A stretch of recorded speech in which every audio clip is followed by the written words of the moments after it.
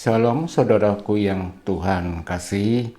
Sebelum kita melakukan kegiatan, marilah kita merenungkan satu kebenaran firman Tuhan dari Filipi 3 ayat 17. Filipi 3 ayat 17.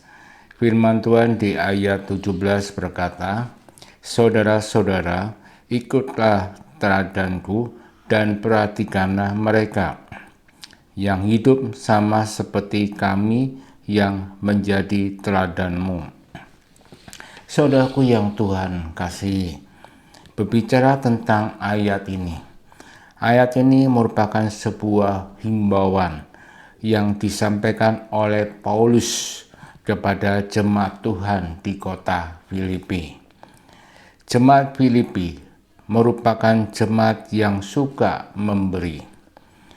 Beberapa kali jemaat itu memberikan bantuan keuangan kepada Paulus dalam bentuk memberitakan Injil, di mana jemaat ini memiliki hubungan yang erat dengan Paulus, karena Paulus yang mendirikan jemaat dalam perjalanan penginjilan yang kedua bersama dengan Silas dan Timotius. Silas dan Timotius sudah mengetahui beban dan tugas yang diberikan Tuhan kepada Paulus, karena Paulus pernah tinggal di sana beberapa waktu lamanya. Selain itu, mereka sudah mengenal pribadi Paulus yang menderita dalam penginjilan.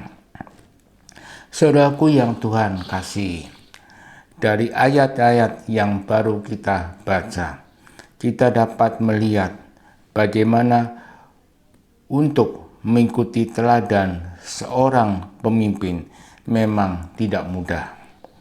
Diperlukan pengenalan dan hubungan yang erat dari seorang pemimpin itu sendiri. Jika tidak, kita akan sulit untuk mengikuti teladan dari pemimpin itu. Lalu, bagaimana kita dapat menjadikan Kristus sebagai pusat dalam hidup kita? Ada dua hal yang harus kita ketahui, yaitu menyerahkan hidup kita kepada Kristus serta mengubah karakter kita seperti karakter Kristus. Saudaraku yang Tuhan kasih, poin yang dapat kita pelajari adalah bagaimana teladan Paulus untuk menjadi seorang pelayan Tuhan. Paulus memberikan sebuah contoh tentang kesetiaan dan ketekunan yang sulit untuk kita temukan dalam diri seorang pemimpin. Di mana zaman sekarang ini, perubahan pola pikir yang membuat hal yang harus diteladani dari seorang sudah menjadi pudar.